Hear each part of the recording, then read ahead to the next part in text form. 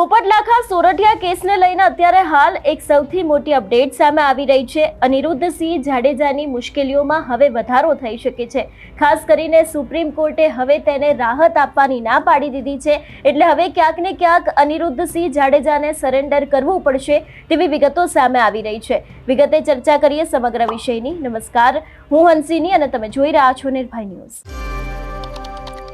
ગુજરાતનું ગોંડલ જે છેલ્લા ઘણા સમયથી ચર્ચામાં રહ્યું છે, પરંતુ ક્યાંક હવે અનિરુદ્ધસિંહ જાડેજાને જેલમાં જઈ શકે છે એવી શક્યતાઓ લાગી રહી છે। હવે ક્યાંક તેમને સરેન્ડર કરવું જ પડશે તેવી વિગતો પણ સામે આવી રહી છે। સુપ્રીમ કોર્ટમાંથી કોઈ જ રાહત આપવામાં આવી નથી।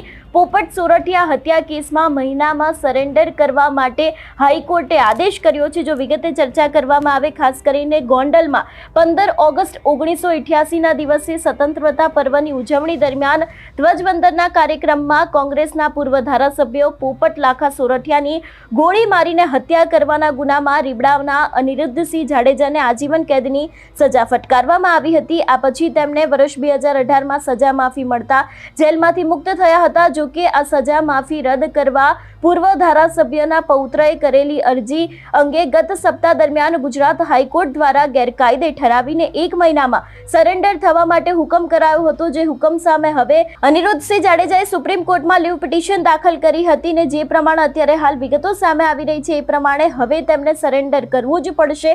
સુપ્રીમ કોર્ટમાંથી કોઈ જ રાહત આપવામાં આવી નથી। જે પોપટલાખા સોરઠિયાનો હત્યા કેસ હતો, એ જ હત્યા કેસમાં અત્યારે હાલ સૌથી મોટી વિગતો સામે આવી રહી છે, એ પ્રમાણે કે હવે અનિરુદ્ધસિંહ જાડેજા છે તે ક્યાંક ફરી એક વખત જેલમાં જઈ શકે છે એવી શક્યતાઓ લાગી રહી છે। હત્યા કેસની અંદર મહિનામાં સરેન્ડર કરવા માટે હાઈકોર્ટે આદેશ આપ્યો છે।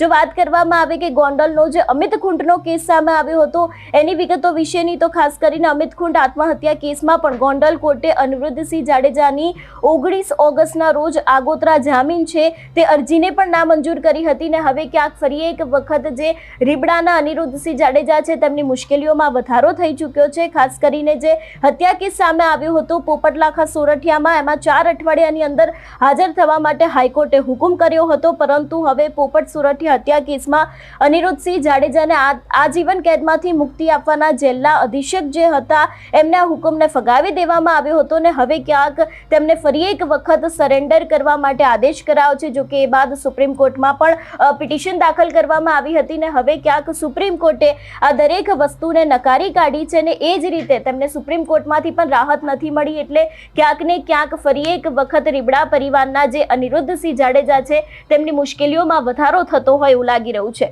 જોવાનું રહેશે હવે આગામી સમયમાં કે કોર્ટ દ્વારા શું અવલોકન કરવામાં આવે છે। તમારું શું માનવું છે આ વિષયને લઈને અમને કમેન્ટ કરીને ચોક્કસથી જણાવજો। તેની સાથે અમારી ચેનલ નિર્ભય ન્યૂઝને લાઇક, શેર અને સબસ્ક્રાઇબ કરવાનું ભૂલશો નહીં। નમસ્કાર।